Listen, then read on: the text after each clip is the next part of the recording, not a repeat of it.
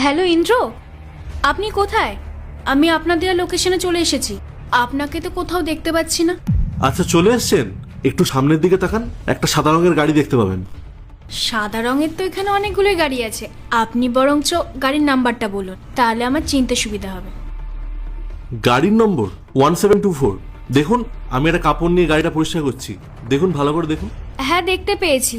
ওটাই কি আপনি? হ্যাঁ, আমি।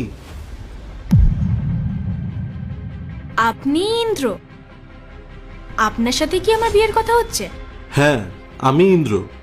কিন্তু আপনি এই গাড়িটা পরিষ্কার করছেন, এই গাড়িটা কি আপনার নাকি অন্য কারো? না না ম্যাডাম, এই গাড়িটা আমার নয়। আমি আসলে এখানে গাড়ি মোছার কাজ করি। সত্যিটা আপনাকে বলতে পারিনি। আপনি এসব কি বলছেন? আপনি যদি এই কাজই করেন তাহলে তো সেটা আগে জানানো উচিত ছিল। যখন দুই পরিবারের মধ্যে কথাবার্তা চলছিল তখন আপনি নিজেকে কেন আড়াল করে রেখেছিলেন? ম্যাডাম, ও কেন বলবে? ও তো আপনার সাথে জালিয়াতি করে বিয়ে করার চেষ্টা করেছিল। আপনি তো রাজপ্রাসাদে থাকেন, আর ও তো এই গাড়ি পরিষ্কার করে। ওর আপনার সামনে দাঁড়ানোর যোগ্যতাটুকু নেই।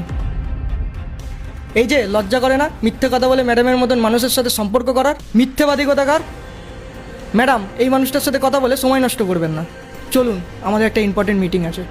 এক মিনিট, তুমি কার সাথে কিভাবে কথা বলছো সেটা কি ভুলে গেছো? ও আমার সাথে কথা বলছে, আর তুমি মাঝখান থেকে ঢুকে ওকে অপমান করছো।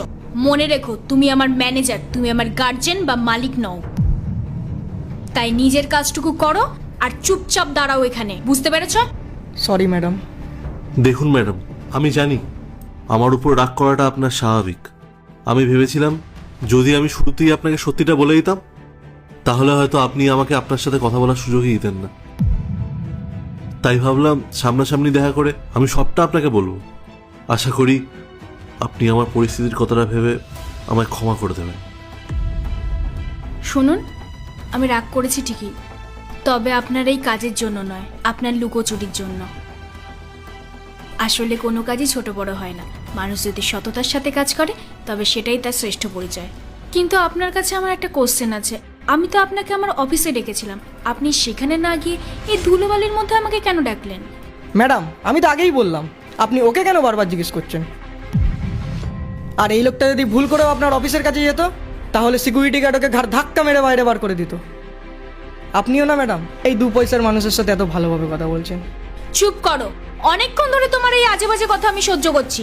আর একটা কথা যদি তুমি বলেছো না তাহলে আজই চাকরি থেকে বের করে দেব।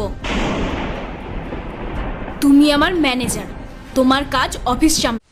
পার্ট 2 দেখতে সাবস্ক্রাইব করো ভেলকু 78M।